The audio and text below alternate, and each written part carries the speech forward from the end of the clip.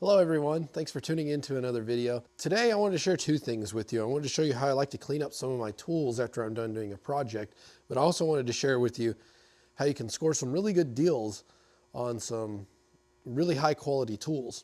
So in the world that we live in today, it seems like everything, if you go to a lot of these big box stores, you know the ones I'm talking about, everything pretty much anymore has been moved overseas to China and Taiwan. They make some pretty good stuff, they really do.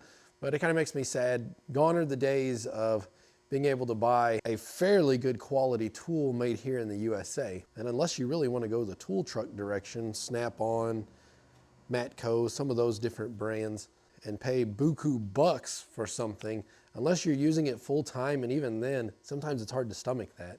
I've even before recommended, and you can still, if you find them at yard sales, they're a bargain to be had, but some of the old Craftsman USA made stuff, really good quality.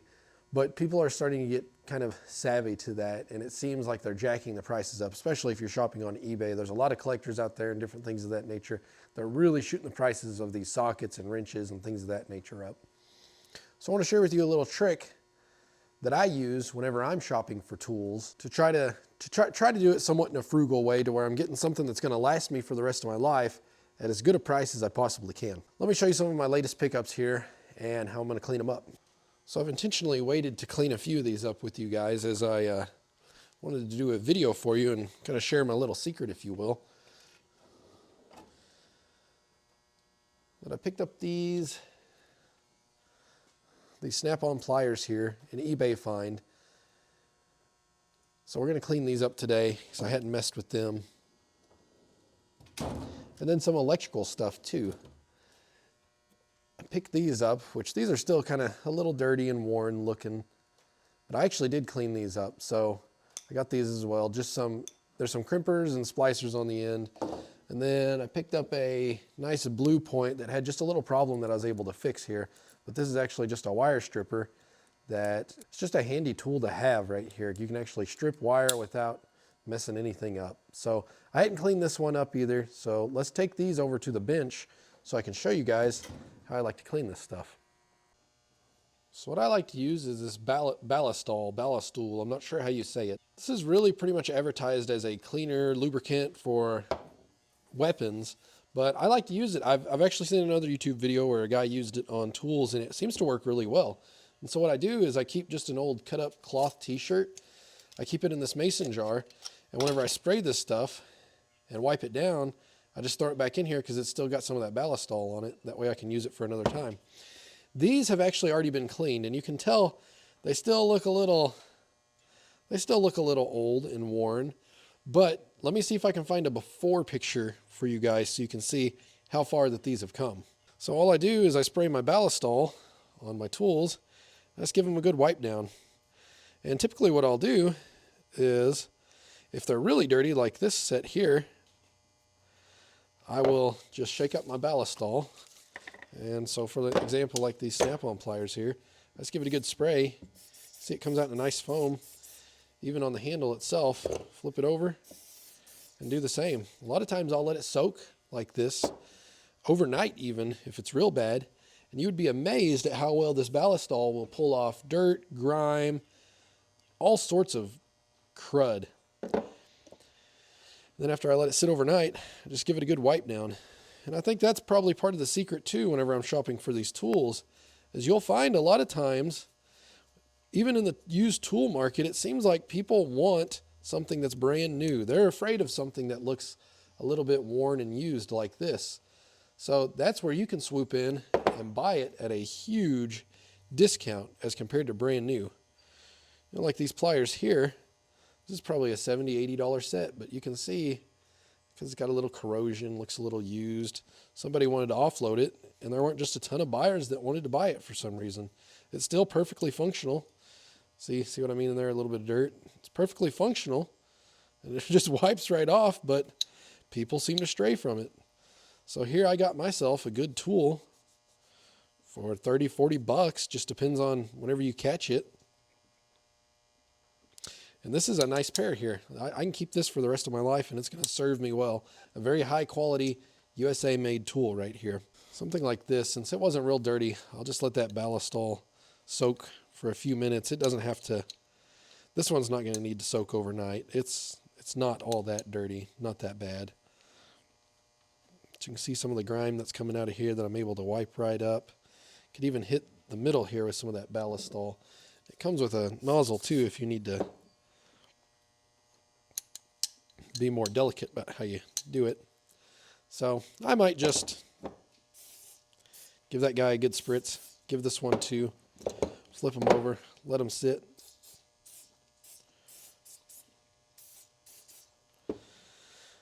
And this one here, I actually picked it up. You can see it's a little crusty dusty. It's been loved before. This one was actually, you can see once again it's a little crusty rusty up here. This one, funny thing about it, I picked it up for probably 20, 25 bucks. Little blade in here was just a little off center whenever I got it, so it wasn't lining quite up and right up. And I think that scared some folks off. Well, guess what? It's got a nut right here that you can undo, and you can move that right back into place. So this, once again, is probably a $50, $60 tool if you buy it brand new. And even used, they go for crazy money if they're in good shape. By the way, this Ballistol is safe. You can get it on your hands. It's not going to hurt you or anything. But you can see, just take my tool, give it a good wipe. It doesn't have to clean up perfect. It's a used tool. Used tools are going to have marks on them. Just shows they've been worked and that they've been tried and true. It doesn't have to look brand new. But we can show a little pride and clean our stuff up and make it look good again. You'd be amazed at how well this stuff will clean up. You could even take, if you wanted to, but you can see how well this stuff does, just letting it soak and clean up. I might even cut here in a little bit just to let it sit for 24 hours or so and come back tomorrow and let you guys look at it as it sits here and soaks up a bit. And like my wood workbench here, it's not going to hurt it. It'll soak that in. This Ballistol is not really bad for anything as far as I can tell. And as a side effect of lubricating, it'll make your things run a bit smoother. Okay. Yep. I'm just going to, now that I've got this one done, I'm going to let it sit overnight. Take my rag, put it back in my mason jar here, seal it up. That way any of that extra Ballistol still in there for tomorrow. And we'll let these sit for 24, 48 hours, however long you want. And then we'll come wipe them off again. I think you guys will be amazed at how well these clean up. Now, if you really want to go next level, get you some of these little Scotch pads. And watch this. Let's move this other stuff out of the way for now. We'll just give this a little scrub.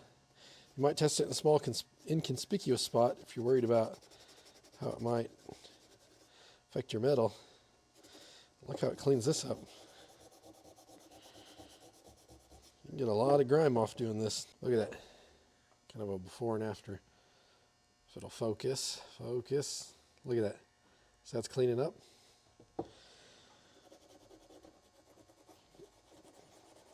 You'd be amazed.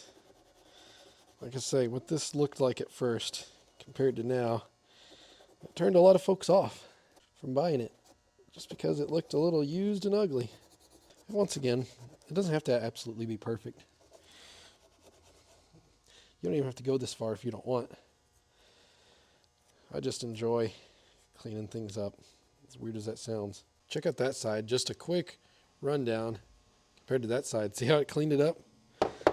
Have yourself a nice high quality tool for the rest of your life. Look how that cleaned up so far. Wonder if we give it a wipe down, what it's going to look like.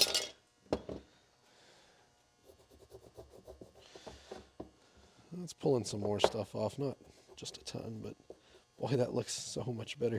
It actually has text on this side that I couldn't even see before. It's still a little hard to see depending on the light, but golly, that's impressive. Got some of that corrosion and crud off or whatever the heck that is. I think I'm going to give it just one more quick wipe down, get all that grime and stuff off, anything that I might have left there. Then we're going to let this soak in that Ballistol. However you say it. I've said it about 3 different times, 3 different ways in this video. We'll just give this a quick wipe down. Then I think I'm just going to let it soak with the rest of these tools. And I could even, if I wanted to, I could really hit this too if I want to, but this one's not in bad shape. I want to give it some time and see what it looks like after a soak. Give it a nice heavy coat there. Also, if you don't like the idea of this, Evapo-Rust is really good. I see a lot of guys use that. And they make this Ballistol in an oil too. So you could, if you wanted to, just use an oil with a rag rather than an aerosol. But the aerosol, I kind of like it because I can really get at things at a different angle and just kind of let things soak like that without having to wipe it down. Just hit it real quick, let it sit, and move about my day. You guys aren't aware of it, but due to the magic of editing video, we fast forwarded a few days, and I want to show you guys the results of letting those tools soak, and I've given them just a quick wipe. I've got all 3 of them here. Here's my set of wire cutters. I want to share that with you. My new Snap-on 3-way pliers. And then of course the one that I'm probably the most excited about, just how well it cleaned up. It's not perfect, mind you, but it's a lot further from where we came from. My electrician pliers here. Let me bring you in so you can see them closer.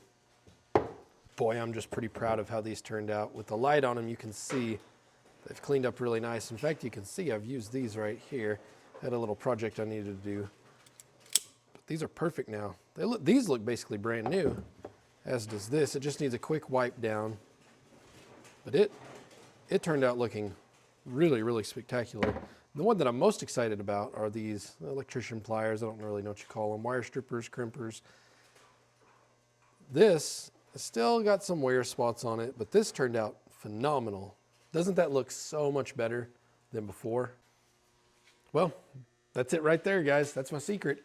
A little bit of Ballistol, some of those Scotch-Brite pads, and you'd be amazed at what you can clean up.